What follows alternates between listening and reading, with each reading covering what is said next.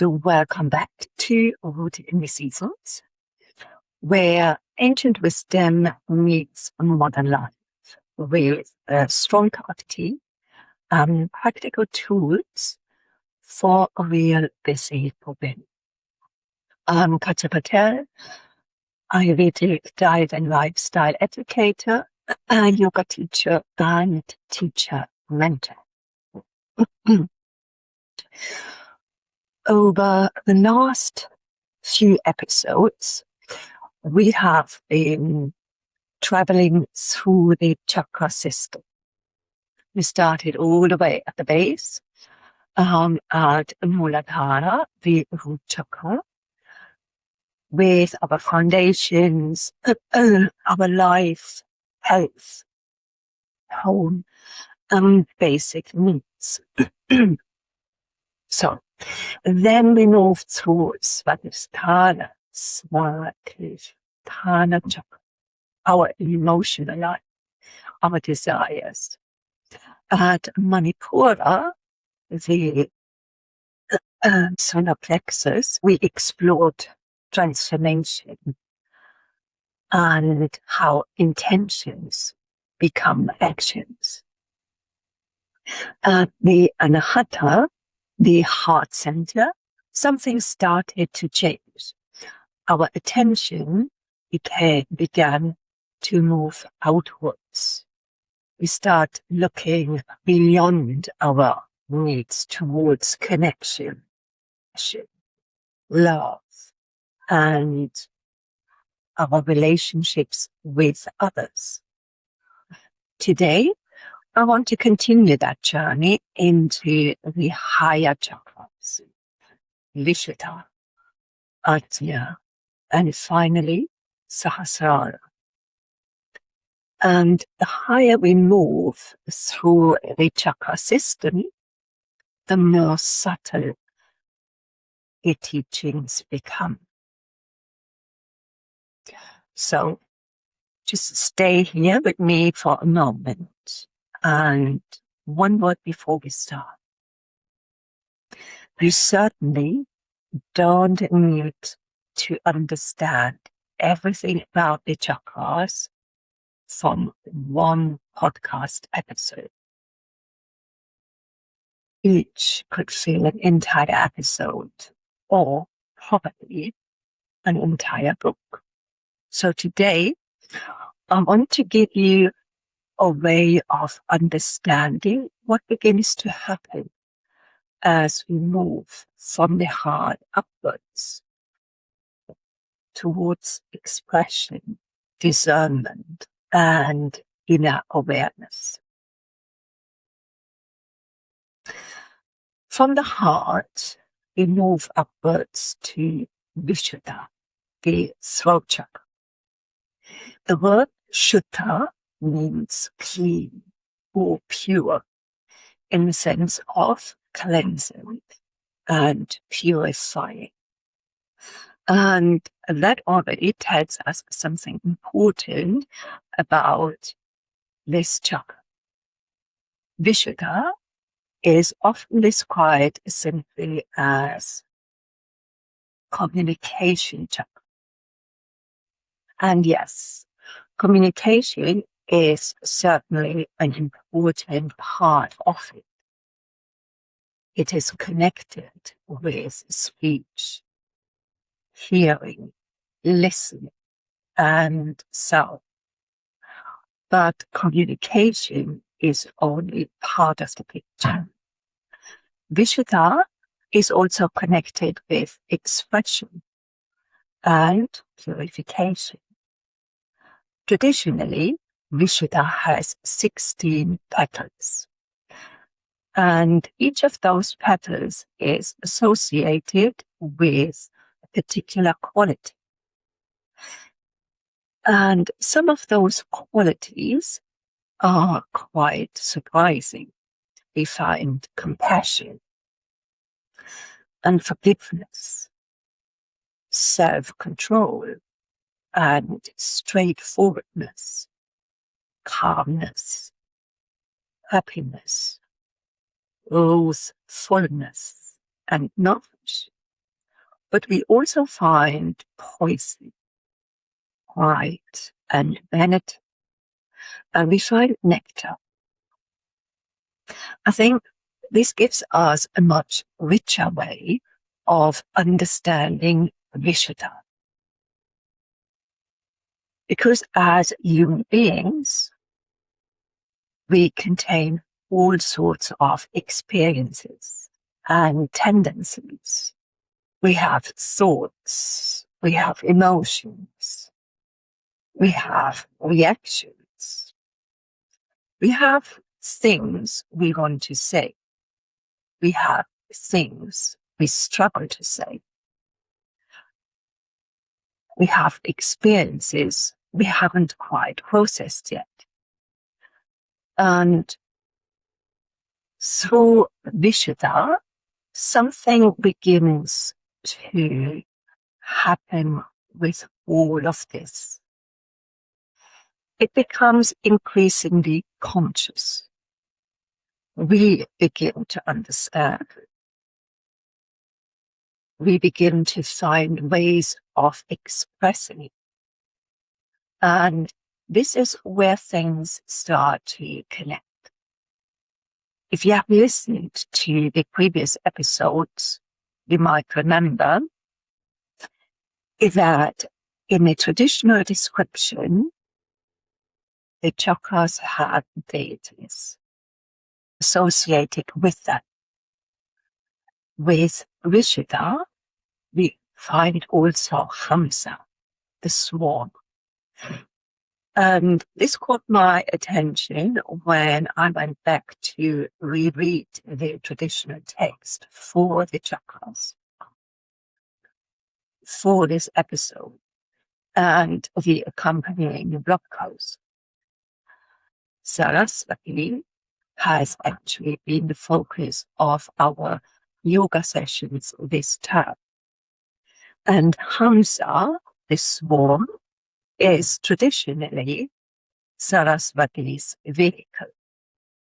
Now, Saraswati isn't directly named as a deity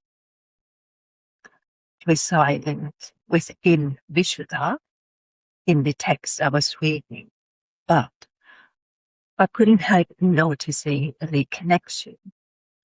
Saraswati is the goddess of speech, of knowledge, music, arts, science, learning, and the creative arts.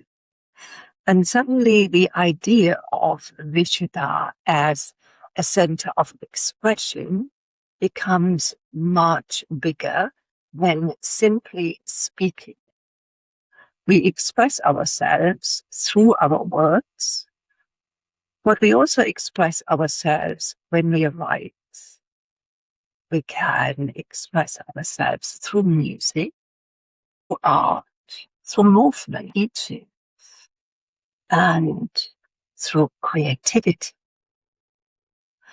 Something that exists within us is given a form through which it can enter the world.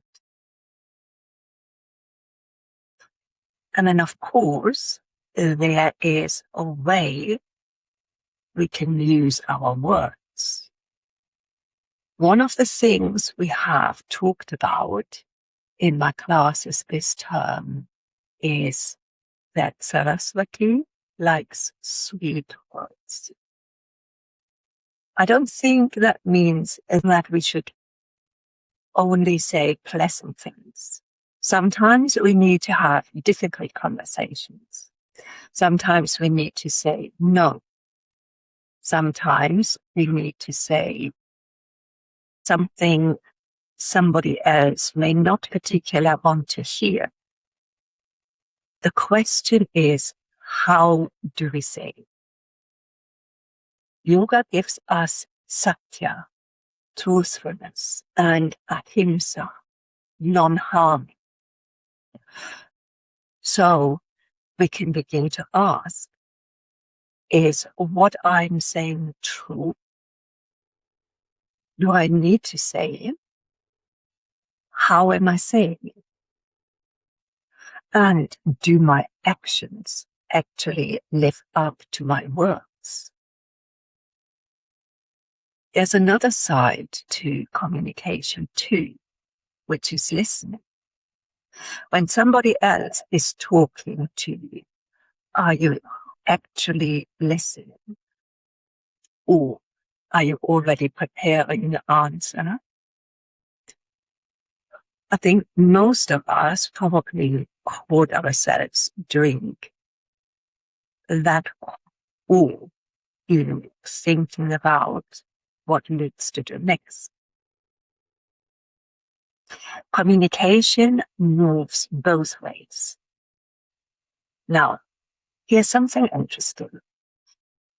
Vishuddha is also a center of purification, as mentioned before. And there's a beautiful connection here with Shiva, who is the male deity of the throat chakra. Shiva is also known as Neelakantha, the blue-throated one. In the story of the churning of the ocean, a deadly poison emerges. Shiva takes the poison to protect the world and holds it in his throat, which turns subsequently blue. I think that gives us a wonderful way of understanding purification. Difficult experiences don't simply disappear. We experience something, we process it, we gradually understand it, and eventually, perhaps we find a way to express it. Something we once found incredibly difficult may eventually become something we can speak about, something we can write about, something we can teach from. So we can transform it into something creative. Remember, amongst those 16 qualities of Vishuddha, we find both poison and nectar. That feels significant.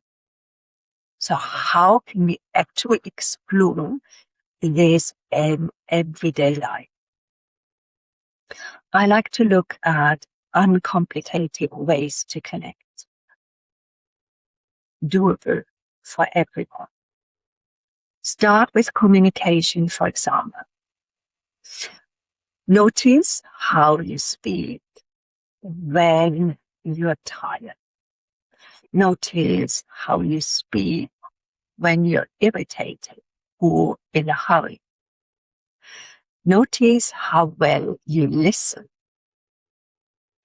You could journal or use free writing if there are thoughts or ideas you are trying to make sense of.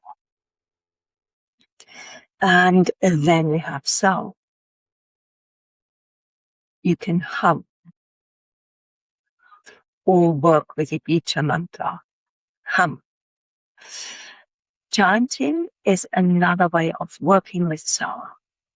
Traditionally, the Bija mantra associated with Vishuddha is hum, as I just mentioned. In the teaching I received, however, we were taught not to chant hum on its own. I explain why when we read Ajna chakra, because they work together.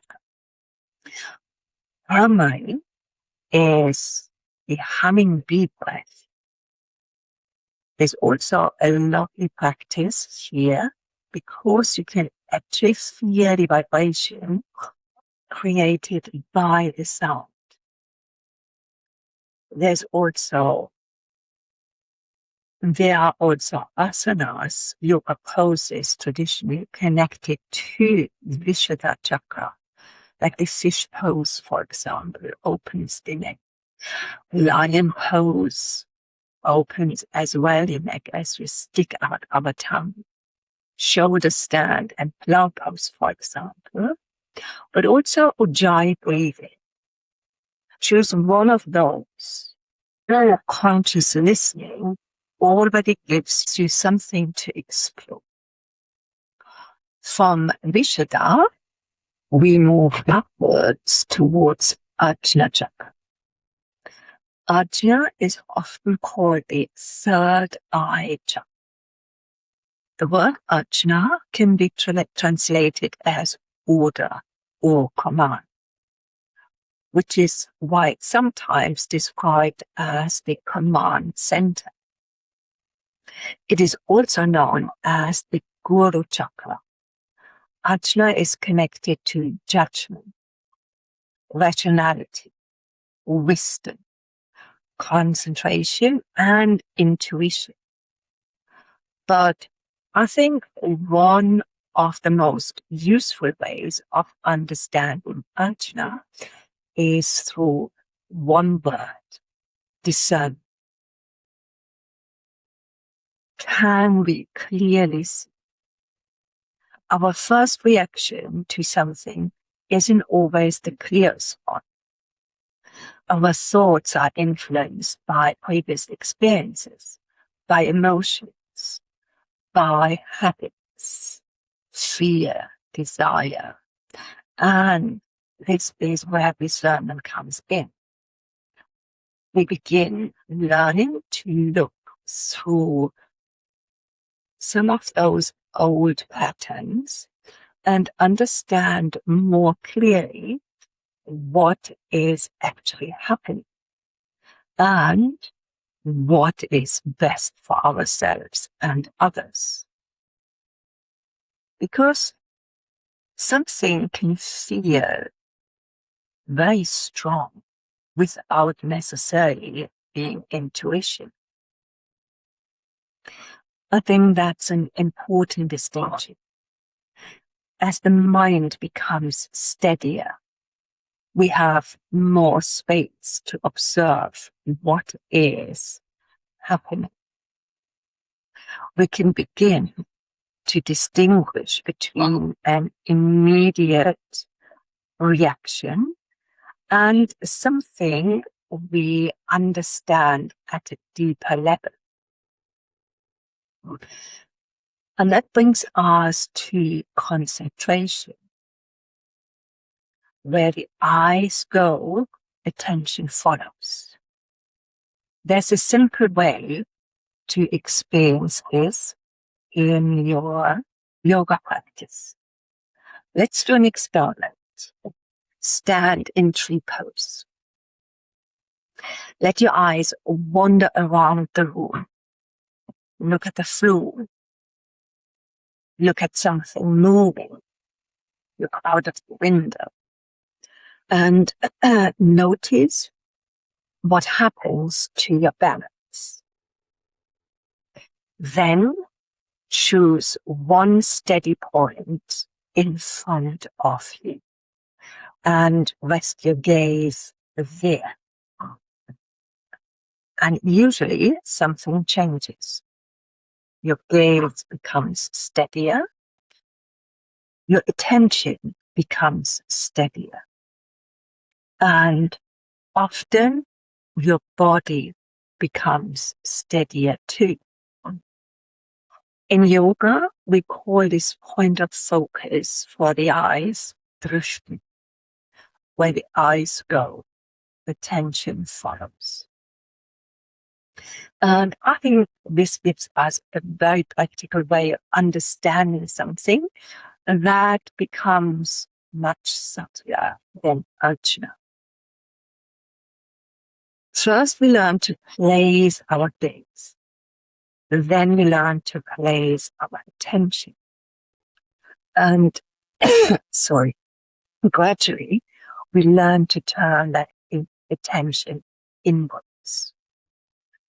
One of the most accessible practices here is Nadi Shodhan, the ultimate nostril practice. To understand why, we need to touch briefly on the subtle body.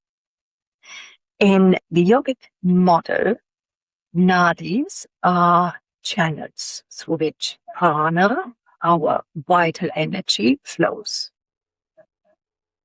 Three of the most important nadis are Ida, Pingala, and Sushumna. Ida and Pingala weave alongside the central channel, Sushumna, meeting at the chakras. And at Ajna chakra, they meet for the last time before moving towards their respective endpoints outside the nostrils. Ida and Pingala are associated with the dualities of calm and activity, moon and sun.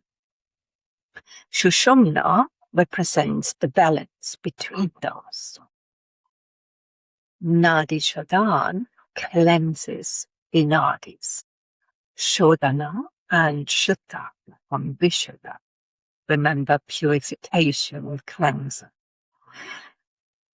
And that helps to balance these channels. And that's why it is such an appropriate and accessible practice when we're exploring Ajna chakra. There's, of course, much more to the nadis, to prana and the subtle body that I can cover here. Actually, understanding the subtle body framework makes the entire chakra system considerably easier to understand. So that's something I want to explore separately. Other Ajna practices work directly with concentration. So we have drishti in our asana practice, as we mentioned. We have tartaka, or candle gazing, where we hold the gaze steadily on the candle flame. And we have sound again. There's something interesting here. When we look at the petals of the chakras. Remember, we started with 4 petals at Muladhara, the root chakra.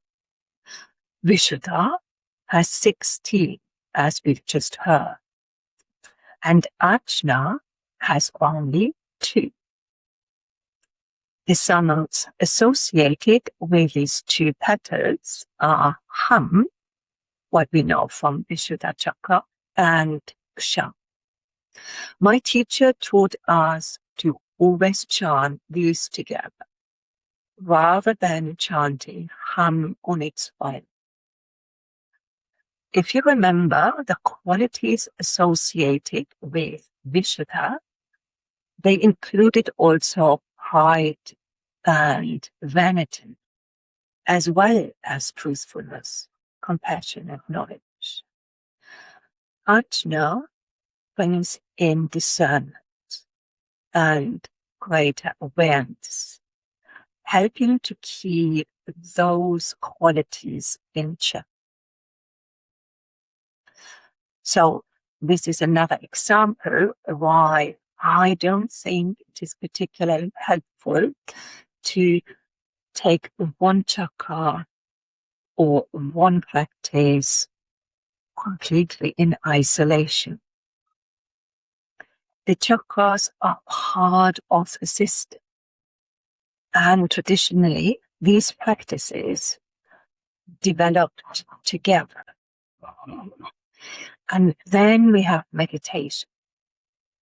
In the chakra Nirupa, Ajna is described as the seat of mind, or manas. And there's another description I particularly love. Ajna is said to shine with the glory of jhana, meditation.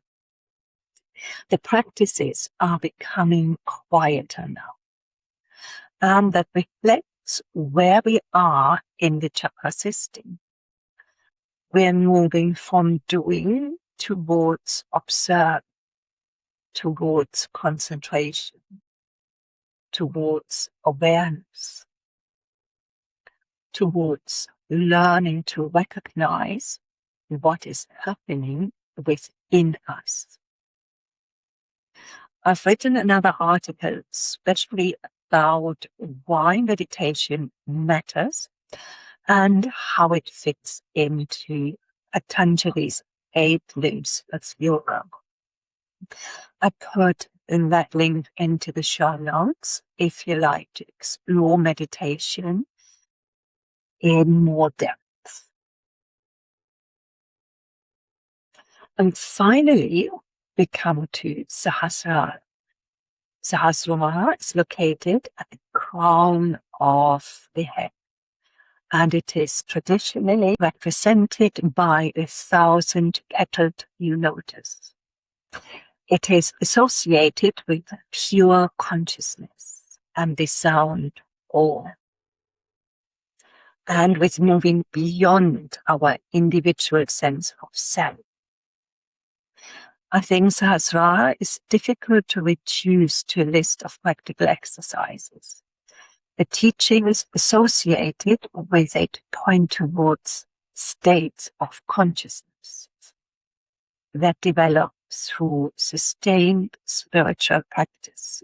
It isn't something we suddenly arrive at. It's the culmination of everything that has been developed throughout the journey. Our foundations, our emotions, our capacity of transformation, compassion, expression, discernment, all of those have brought us here.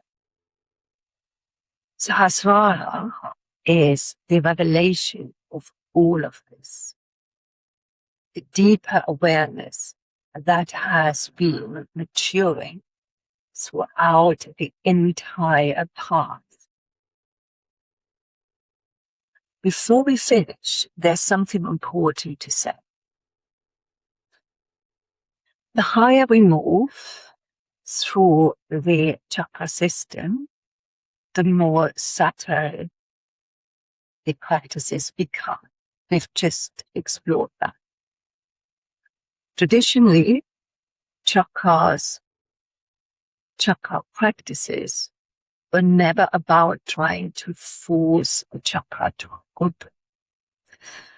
Yoga gives us practices through which awareness, steadiness, and sensitivity can be developed gradually.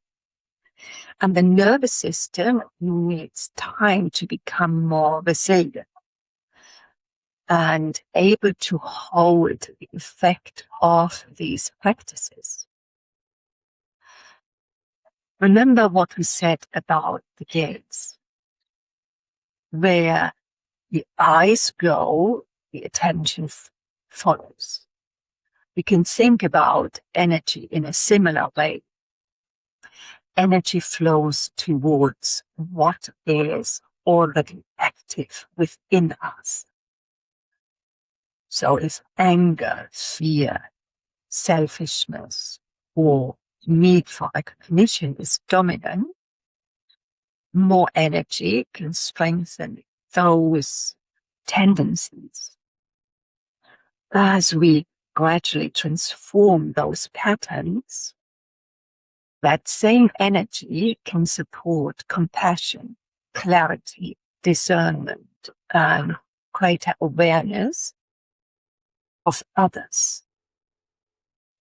That's why we don't simply leave the lower chakras behind and race towards the higher ones. The lower centers are essential. They continue to be integrated and refined. Simple asana, nadi shodhan, primary, mantra, concentration, and meditation give us plenty to explore in everyday practice. More advanced practices involving Kundalini, strong pranayama, bandhas and nectars are traditionally learned progressively and with an experienced teacher. There's no need to rush. The preparation is part of the practice. So, here, what you could remember from today's episode, the chakra system can be understood as a journey through the evolution of human awareness. We begin with our basic needs: survival, safety, home, our emotions and desires, our sense of self, and our ability to act. All of these things matter.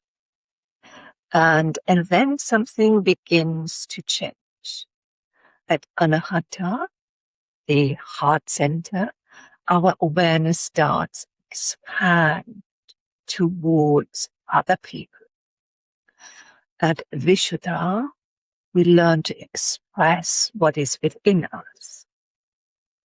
At Ajna, we develop discernment and learn to see through some of our habitual reactions and patterns.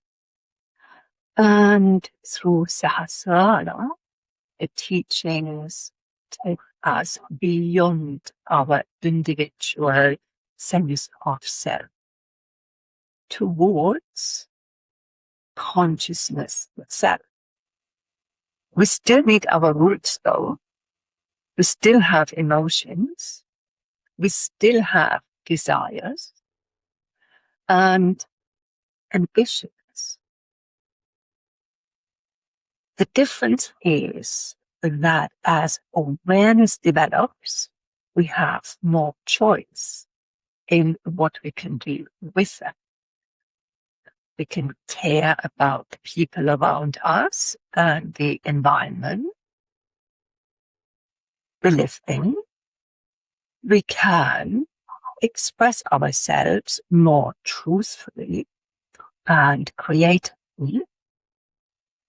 We can make choices with greater clarity. And we gradually can become more conscious of who we are, how we affect the world around us, and the life we are here to live. And perhaps that's where these ancient teachings become more practical. Becoming aware of patterns is one thing. Learning how to make different choices in the middle of an ordinary, busy Tuesday is where the practice really begins. That's also something we explore much more deeply in Back to Rhythm. Understanding the signals your body gives, recognizing the patterns that keep pulling you out of rhythm, and gradually building a way of living that supports your energy, digestion, sleep, and emotional balance. I put the interest list link in the show notes as well, if you like to find out more about that.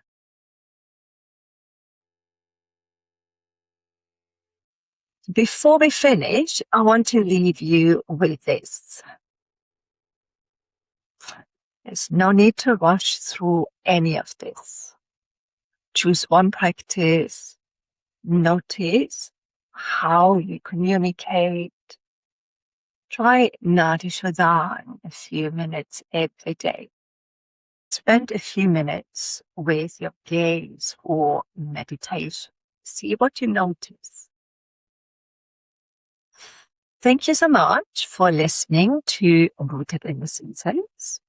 If you enjoyed this episode, you can subscribe or follow Rooted in the Seasons on Spotify or Apple Podcasts.